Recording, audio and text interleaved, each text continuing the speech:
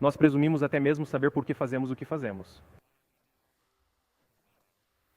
Mas então como você explica quando as coisas não acontecem como assumimos? Ou melhor, como você explica quando outros conseguem realizar coisas que parecem desafiar todas as suposições? Por exemplo, por que a Apple é tão inovadora? Ano após ano, após ano após ano, eles são mais inovadores do que toda a concorrência e ainda assim são apenas uma empresa de computadores. Eles são como todos os outros, eles têm o mesmo acesso ao mesmo talento, às mesmas agências, aos mesmos consultores, aos mesmos meios de comunicação. Então por que parece que eles têm algo diferente? Por que Martin Luther King liderou o movimento dos direitos civis? Ele não foi o único homem que sofreu na América antes dos direitos civis e certamente não foi o único grande orador da época. Por que ele? E por que os irmãos Wright foram capazes de descobrir o voo controlado e tripulado com motor, quando certamente havia outras equipes mais qualificadas e melhor financiadas, e elas não conseguiram um voo tripulado com motor, e os irmãos Wright os venceram? Há algo mais em jogo aqui.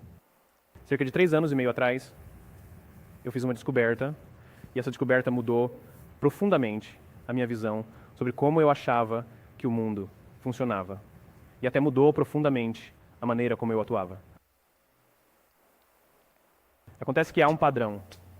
Acontece que todos os grandes e inspiradores líderes e organizações do mundo, seja a Apple, Martin Luther King ou os irmãos Wright, todos pensam, agem e comunicam da mesma forma e é completamente oposto a todos os outros. Tudo o que fiz foi codificá-la e é provavelmente a ideia mais simples do mundo. Eu a chamo de círculo dourado.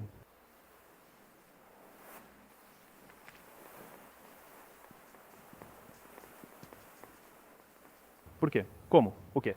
Esta pequena ideia explica por que algumas organizações e alguns líderes conseguem inspirar onde outros não conseguem.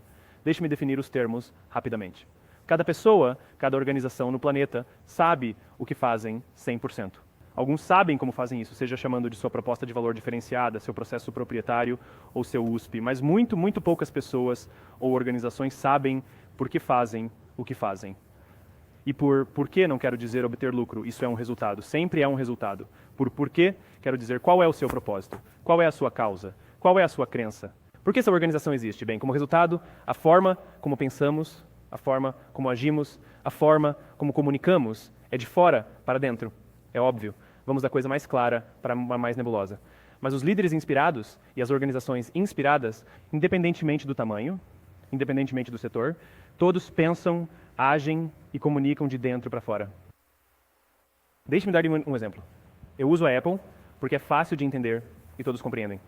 Se a Apple fosse, como todos os outros, uma mensagem de marketing deles poderia soar assim: nós fazemos ótimos computadores.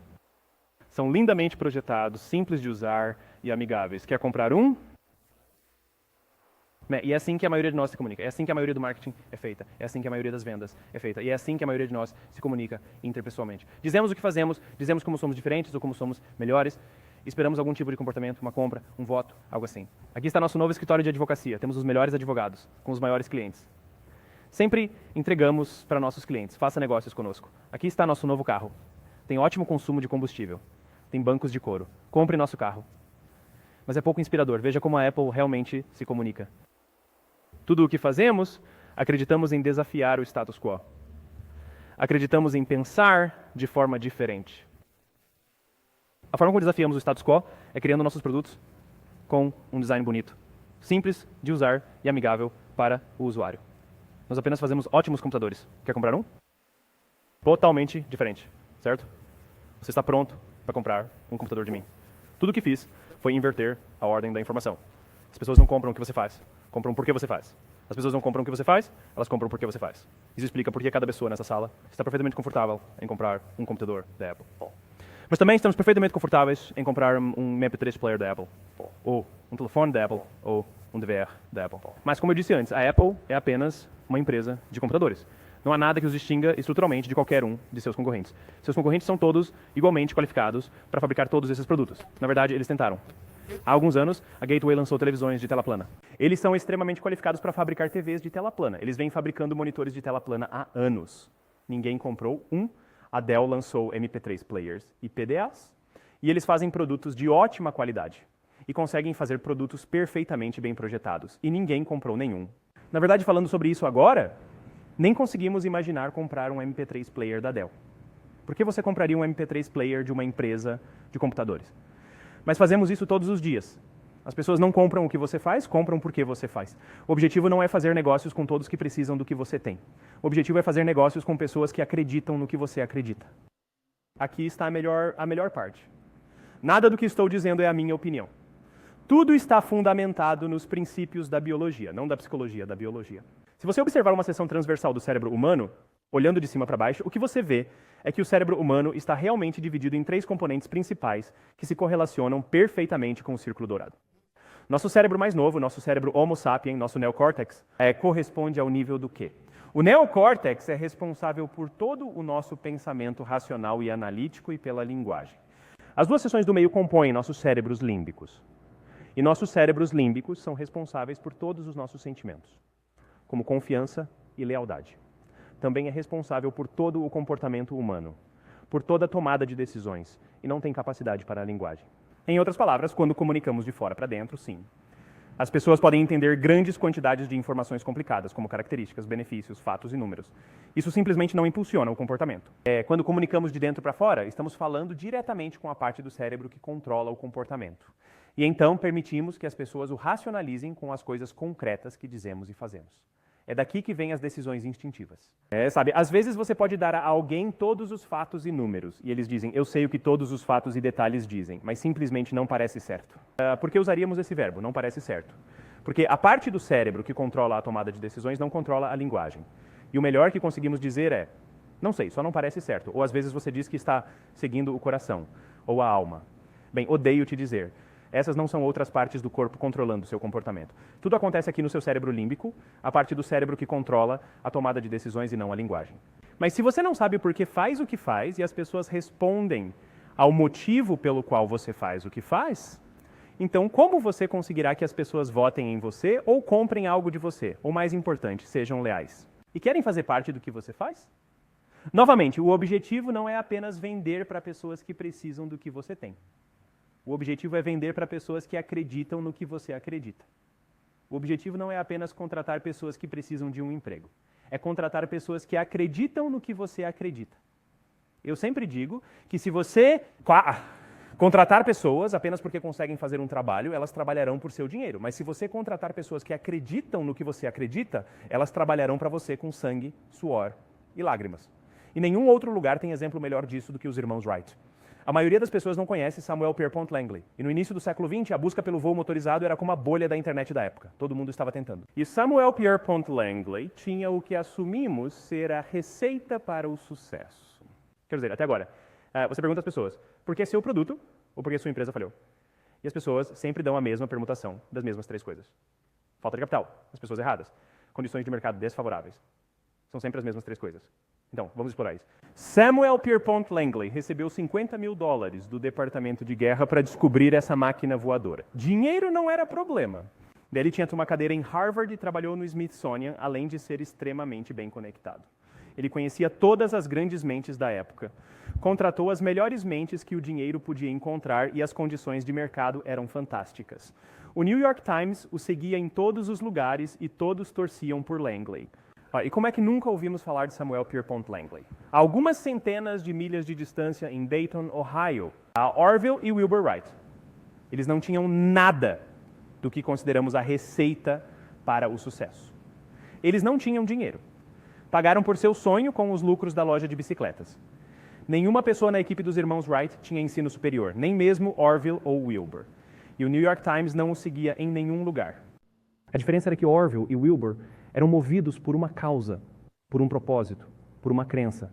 Eles acreditavam que, se conseguissem descobrir essa máquina voadora, isso mudaria o curso do mundo. Samuel Pierpont Langley era diferente. Ele queria ser rico e queria ser famoso. Ele estava em busca do resultado. Ele estava em busca das riquezas. E eis que aconteceu. As pessoas que acreditavam no sonho dos irmãos Wright trabalharam com eles, com sangue, suor e lágrimas. Os outros apenas trabalhavam pelo salário. E eles contam histórias de como, toda vez que os irmãos Wright saíam, precisavam levar 5 conjuntos de peças, porque era esse o número de vezes que caíam antes de voltar para o jantar. E, eventualmente, no dia 17 de dezembro de 1903, os irmãos Wright voaram. E ninguém estava lá para sequer presenciar. Nós soubemos disso alguns dias depois. E mais uma prova de que Langley estava motivado pela coisa errada no dia em que os irmãos Wright voaram. Ele desistiu. Ele poderia ter dito: isso é uma descoberta incrível, pessoal, e vou aprimorar a sua tecnologia. Mas ele não disse. Ele não foi o primeiro. Ele não ficou rico. Ele não ficou famoso. Então ele desistiu. As pessoas não compram o que você faz. Elas compram porque você faz isso. E se você fala sobre no que acredita, atrairá aqueles que acreditam no que você acredita. Bem, por que é importante atrair aqueles que acreditam no que você acredita? Algo chamado de lei da difusão da inovação. E se você não conhece a lei, definitivamente conhece a terminologia. Os primeiros 2,5% da nossa população são os nossos inovadores. Os próximos 13,5% da nossa população são os nossos primeiros adotantes. Os próximos 34% são a sua maioria inicial, sua maioria tardia e seus retardatários. A única razão pela qual essas pessoas compram telefones de teclas é porque não se pode mais comprar telefones de disco. Todos nós nos posicionamos em vários pontos, em vários momentos na escala. Mas o que a lei da difusão da inovação nos diz é que, se você quer sucesso no mercado de massa, ou aceitação de uma ideia no mercado de massa, isso não é possível até alcançar este ponto de inflexão entre 15% e 18% de penetração no mercado. E então, o sistema inclina. E eu adoro perguntar para as empresas, qual é a sua conversão em novos negócios? E elas adoram te dizer, é cerca de 10%, orgulhosamente. Bem, você pode tropeçar em 10% dos clientes. Todos nós temos cerca de 10% que simplesmente entendem. É assim que os descrevemos, certo? É como aquela intuição. Eles simplesmente entendem. O problema é como você encontra aqueles que simplesmente entendem antes de fazer negócio com eles em comparação com aqueles que não entendem. Então é aqui, este pequeno intervalo que você precisa fechar, como Jeffrey Moore chama, atravessando o abismo. Porque veja, a maioria inicial não vai experimentar algo até que alguém mais tenha experimentado primeiro. E esses caras, os inovadores e os primeiros adotantes, estão à vontade tomando essas decisões intuitivas. Eles se sentem mais confortáveis tomando essas decisões intuitivas, que são impulsionadas pelo que acreditam sobre o mundo. E não apenas qual produto está disponível. Essas são as pessoas que ficaram na fila por 6 horas para comprar um iPhone quando ele foi lançado, quando você poderia ter simplesmente entrado na loja na semana seguinte e comprado um na prateleira. Essas são as pessoas que gastaram $40 mil em TVs de tela plana quando foram lançadas, mesmo que a tecnologia fosse inferior. E a propósito, eles não fizeram isso porque a tecnologia era tão boa. Eles fizeram isso por eles mesmos. É porque eles queriam ser os primeiros. As pessoas não compram o que você faz. Elas compram o porquê de você fazer isso. E o que você faz simplesmente prova no que você acredita. Na verdade, as pessoas farão coisas que provam o que elas acreditam. A razão pela qual aquela pessoa comprou o iPhone nas primeiras 6 horas, ou ficou na fila por 6 horas, foi por causa do que eles acreditavam sobre o mundo e de como queriam que todos os vissem. Eles foram os primeiros. As pessoas não compram o que você faz, elas compram o porquê de você fazer. Então deixa eu me dar um exemplo famoso, um fracasso famoso e um sucesso famoso da lei da difusão da inovação. Primeiro, o fracasso famoso. É um exemplo comercial. Como dissemos há um momento, a receita para o sucesso é dinheiro. E as pessoas certas e as condições de mercado certas, certo? Então você deveria ter sucesso. Veja o Tivo. Desde que o Tivo foi lançado há cerca de 8 ou 9 anos até hoje, eles são o produto de mais alta qualidade no mercado. Sem dúvida, não há discussão. Eles tinham um financiamento extremamente bom, as condições do mercado eram fantásticas. Quer dizer, usamos Tivo como verbo. Eu gravo coisas no meu DVR Time Warner, de 5ª categoria, o tempo todo. Mas o Tivo é um fracasso comercial. Eles nunca lucraram. E quando fizeram IPO, suas ações estavam em cerca de $30 ou $40. E depois despencaram e nunca foram negociadas acima de $10. Na verdade, acho que nem mesmo foram negociadas acima de $6, exceto por alguns pequenos picos. Porque veja, quando a Tivo lançou o produto, eles nos disseram tudo o que tinham. Disseram, temos um produto que pausa TV ao vivo, pula comerciais, retrocede TV ao vivo e memoriza seus hábitos de visualização sem você sequer pedir. E a maioria cínica disse, nós não acreditamos em você, nós não precisamos disso, nós não gostamos disso, você está nos assustando. E se eles tivessem dito, se você é o tipo de pessoa que gosta de ter controle total sobre todos os aspectos da sua vida, rapaz, temos um produto para você. Ele pausa a TV ao vivo, pula comerciais, memoriza seus hábitos de visualização, etc, etc. As pessoas não compram o que você faz, elas compram porque você faz isso. E o que você faz simplesmente serve como prova do que você acredita. Agora, deixe-me dar um exemplo bem sucedido da lei da difusão da inovação. No verão de 1963, 250 mil pessoas compareceram no mall em Washington para ouvir o Dr. King falar. Eles não enviaram convites e não havia website para verificar a data. Como você faz isso? Bem, Dr. King não era o único homem na América que era um grande orador. Ele não era o único homem na América que sofreu em uma América pré-direitos civis. Na verdade, algumas de suas ideias eram ruins, mas ele tinha um dom. Ele não saía por aí dizendo às pessoas o que precisava mudar na América. Ele andava dizendo às pessoas no que ele acreditava. Eu acredito, eu acredito, eu acredito. Ele dizia para as pessoas. E as pessoas que acreditavam no que ele acreditava tomaram sua causa e fizeram dela sua própria. E elas contaram para outras pessoas. E algumas dessas pessoas criaram estruturas para espalhar a mensagem para ainda mais pessoas. E eis que 250 mil pessoas apareceram no dia certo, na hora certa, para ouvi-lo falar. Quantas delas apareceram por ele? Zero. Eles apareceram por si mesmos. Foi o que eles acreditavam sobre a América que os fez viajar de ônibus por 8 horas para ficarem no sol em Washington no meio de agosto. Foi o que eles acreditavam, e não se tratava de negros contra brancos. 25% do público era branco. O Dr. King acreditava que existem 2 tipos de leis neste mundo. Aquelas que são feitas por uma autoridade superior e aquelas que são feitas pelo homem. E somente quando todas as leis feitas pelo homem forem consistentes com as leis feitas pela autoridade superior é que viveremos em um mundo justo. Acontece que o movimento dos direitos civis foi a coisa perfeita para ajudá-lo a dar vida à sua causa. Nós o seguimos não por ele, mas por nós mesmos. E a propósito, ele fez o discurso "Eu tenho um sonho", não o discurso "Eu tenho um plano". Ouçam os políticos agora com seus planos abrangentes de 12 pontos. Eles não estão inspirando ninguém, porque existem líderes e existem aqueles que lideram. Líderes ocupam uma posição de poder ou autoridade, mas aqueles que lideram nos inspiram. Quer sejam indivíduos ou organizações, seguimos aqueles que lideram não porque temos que o fazer, mas porque queremos. Seguimos aqueles que lideram não por eles, mas por nós mesmos.